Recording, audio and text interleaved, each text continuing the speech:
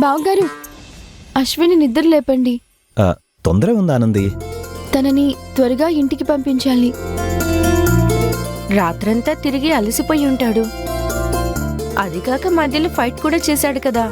పాపం ఒళ్ళు నొప్పులున్నాయేమో. పడుకుని మీరు వెళ్ళి ఫ్రెష్ అవ్వండి. నేను వెళ్ళి తనని నిద్ర లేపుతాను. వెళ్ళండి.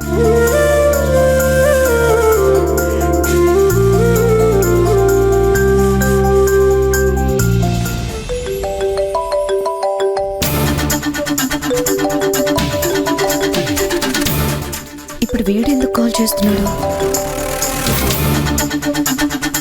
హలో, ఎలా ఉన్నారు మిత్ర గారు? ఫోన్ చేసిన కారణం చెప్పు. మీతో మాట్లాడి చాలా రోజులైందని నేను కాల్ చేస్తే ఇలా చిరాకు పడతారేంటి? చాలు సింహాద్రి గారు, ఆనంది పడిన కష్టాలు చాలు. ఇప్పుడు తనకి పెళ్ళయింది. ఇకనైనా తనని ప్రశాంతంగా ఉండనివ్వు. ఏంటండి, ఆనందికి పెళ్ళయిందా? అవును. ఆ చెడిపోయిన దాని మెడలో మంగళసూత్రం కట్టిన సూత్రధారి పాత్రధారి ఎవరో? అశ్విన్. అశ్వినా? ఎస్. వాడెలా? మీకేంటి బాధ? బాధ కాదు, అనుమానం. అది తనిష్టం, కట్టిన అశ్విన్ ఇష్టం. మధ్యలో నీకేంటి? నాకేంటా? ఆనంది సంతోషంగా ఉండటం తప్పు కాదా? వాట్? పెళ్ళైతే ఆనంది ఆనందంగా ఉంటుందా? ఈ సింహాద్రి అలా ఎలా ఉండనిస్తాడు? Shut up. ఆనంది జోలికి రావద్దు. వార్నింగా? ఎస్. చాలా దూరం వచ్చింది. నువ్వు ఇక్కడితో ఆగకపోతే ఇంకా దూరం వెళ్తుంది. అది చూద్దాం. ఆనందితో ఎలా ఆడుకుంటానో చూస్తూ ఉండండి. సింహాద్రి, శివా.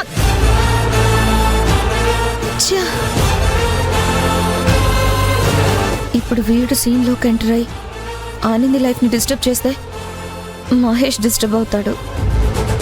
మహేష్తో నా ఎంగేజ్మెంట్, మ్యారేజ్ టోటల్గా డిస్టర్బ్ అయిపోతుంది. ఇప్పుడు ఎలా? ఆనందికి పెళ్ళయిందన్న మ్యాటర్ వీడితో చెప్పి తప్పు చేశానా?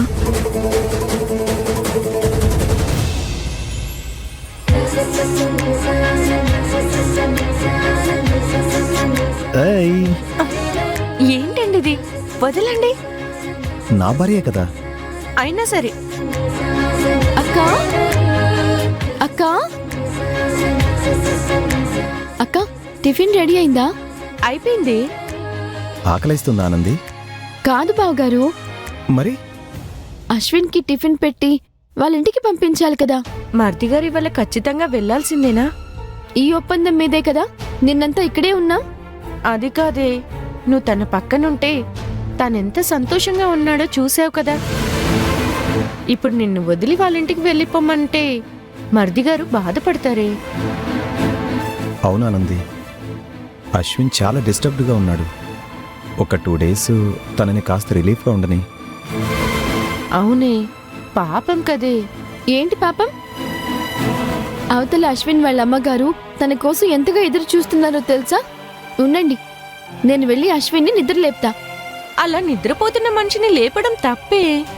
ఏం పర్లేదు, వాళ్ళింటికి వెళ్ళిపోతాళ్లే. ఆనంది, ఆనంది.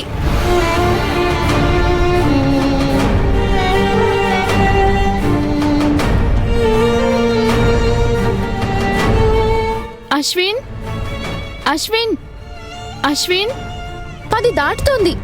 లే అశ్విన్, అశ్విన్.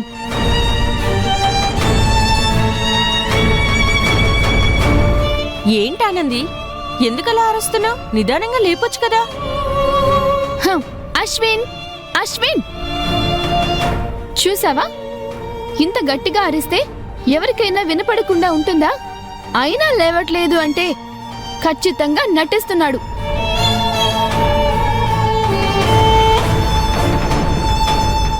అశ్విన్,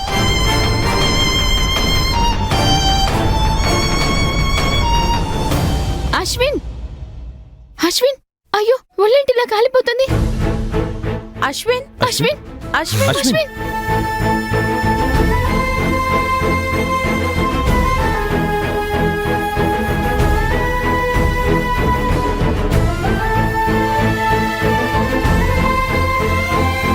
అయ్యో, జ్వరం వచ్చినట్టుంది.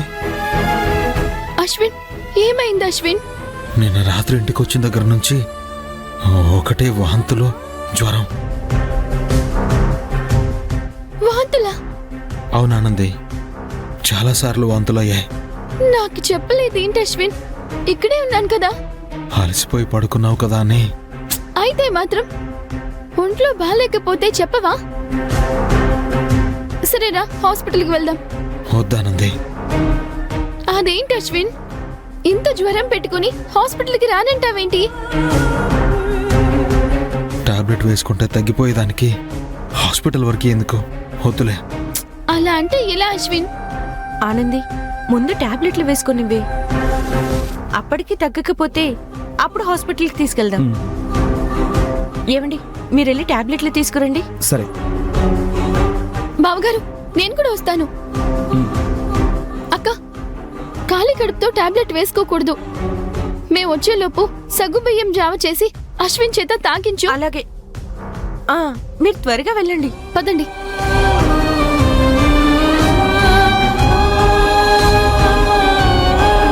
మర్ది గారు, మీరింత ఇబ్బంది పడే బదులు హాస్పిటల్కి వెళ్ళొచ్చు కదా. హాస్పిటల్కి వెళ్తే జ్వరం తగ్గిపోతుంది. అలా జ్వరం తగ్గిపోతే ఆనంది నన్నింటికి పంపించేస్తుంది కదా. అందుకే వద్దన్నాను. అందుకని హాస్పిటల్కి వెళ్లకుండా ఉంటారా? నేను ఆనందికి నచ్చజెప్పి 2 రోజులు మీతో పాటు ఇక్కడే ఉండేలా చేస్తాలి. హాస్పిటల్కి వెళ్దాం అశ్విన్. వద్దమృత, ఆనంది నా పక్కనే ఉంటే ఈ జ్వరం కాదు కదా, ఏది నన్నేం చేయలేదు. ఆనంది ప్రేమలో అంత గొప్పతనం ఉంది.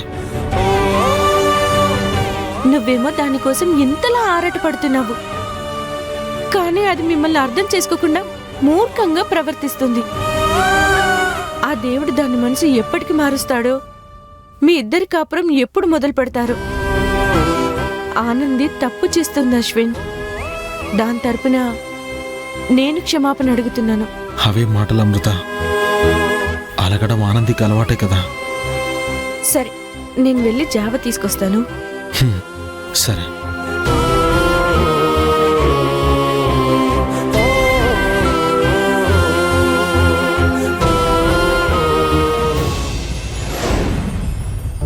Thank you sir. అలాగే. అంకుల్, మిత్ర, ఇల్లంతా సైలెంట్గా ఉంది. మా ఇల్లు ఎప్పుడు సైలెంట్గానే ఉంటుందిగా, కొత్తగా అడుగుతున్నావేంటి? మిత్ర, నీకో విషయం తెలుసా? దేని గురించి అంకుల్? సైలెంట్గా ఉందేంటి అని అడిగావు కదా, దానికి కారణం తెలుసా అని. దానికి కూడా రీజన్ ఉంటుందా? Why not?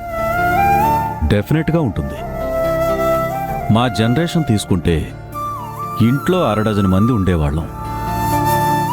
అప్పుడు ఒకళ్ళతో ఒకళ్ళు మాట్లాడుకోవడం, అప్పుడప్పుడు వాదించుకోవడంతో కోలాహలంగా, ఇంకా చెప్పాలంటే సందడి సందడిగా ఉండేది.